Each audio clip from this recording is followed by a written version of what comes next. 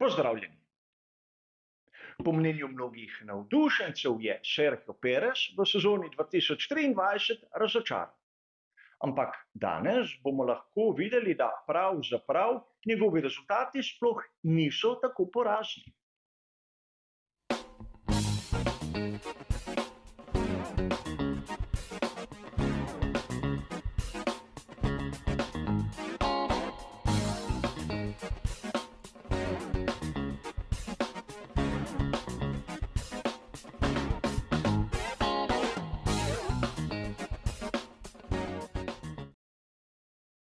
Na samem začetku moramo razumeti, da Perez v ekipi Red Bull igra vlogo drugega voznika. V trenutku, ko je podpisal pogodbo, v bistvu ni imel drugih opcij, torej ali Red Bull ali upokojitev oziroma pavza. In Perez je točno vedel, kaj podpisuje, da prihaja v ekipo, ki je orientirana na Maxa Verstappena. In pravzaprav vsakdo izmed nas lahko razume, da je frustriran, da bi rad tudi on zmagal toliko kot Max Verstappen in še bi lahko naštevali. Ampak danes se lahko začnemo spraševati, ali so rezultati Sergija Pereza v sezoni 2023 res tako porazni. In kot običajno si bomo izbrali neko primerjavo. In menim, da ena izmed ustreznih sezon, s katero bi lahko primerjali letošnjo, je tista, ki smo jo videli pred približno 2 desetletjema.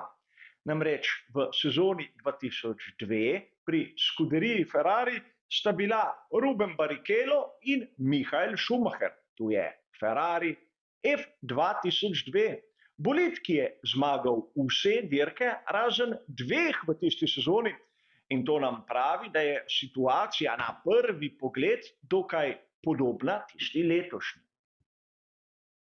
In pravzaprav Ruben Barrichello takrat v seštevku točk je dosegel približno polovico tistih, ki jih je na koncu imel na računu Michael Schumacher.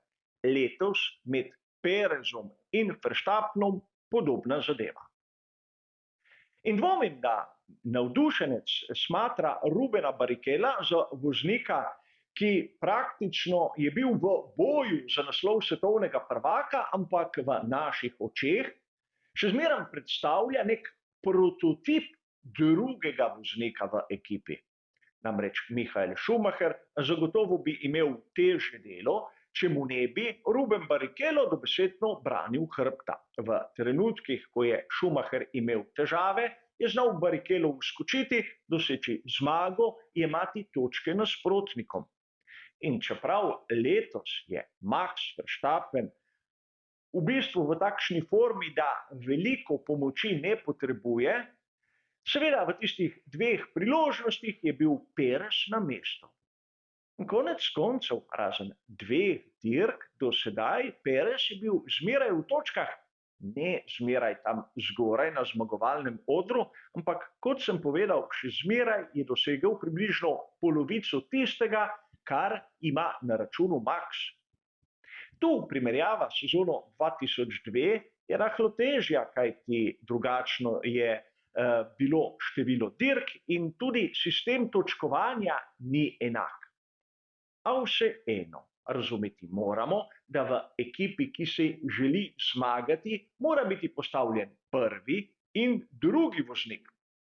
Drugače bi lahko imeli situacijo, ki bi bila podobna oni, ki smo jo gledali leta 2016 pri tovarniški ekipi Mercedes, ko pravzaprav sta se voznika borila med seboj in na koncu je to privedlo do presenetljivega rezultata. Ne, da ne bi privoščil naslova samemu Rosbergu, ampak dobro je razumel situacijo in ekipo na dokaj nefer način zapustil. Lekcija, ki je bila izjemno boleča, zato so za njegovega naslednika pri Mercedesu tudi izbrali Valtterija Bottasa, voznika, ki je bil hiter, ki je bil konkreten, ampak še zdaleč ni ogrožal statusa Lewisa Hamiltona. In tu vidimo, da v sedanji ekipi Red Bull razmišljajo morda podobno. Perez ima težave. Perez je malce izgubljen, ampak Perez ni glavni voznik te ekipe. In svojo nalogo v tem trenutku opravlja dobro.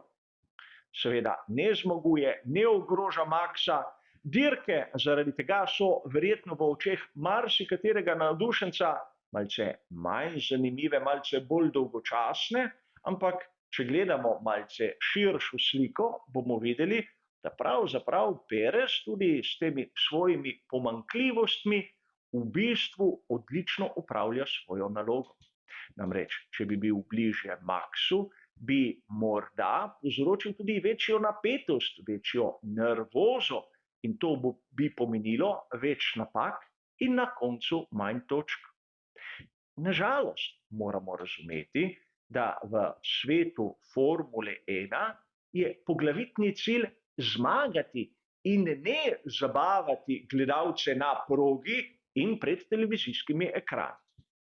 In to je nekaj, kar se moramo mi, navdušenci, zavedati. A konec koncev, seveda, mnogi boste ostali mnenja, da Perez bi moral biti boljši, bi moral biti bliže Maxu in verjetno kot v sezoni 2016 bi ga moral tudi ogrožati. A verjamem, da v svetu Formule 1 v boksih šefi ekip si takih situacij nočejo niti zamisliti. A kot običajno, moje videnje in moje mnenje. Za danes je seveda pa to vse. Hvala za vašo pozornost in nasvidenje.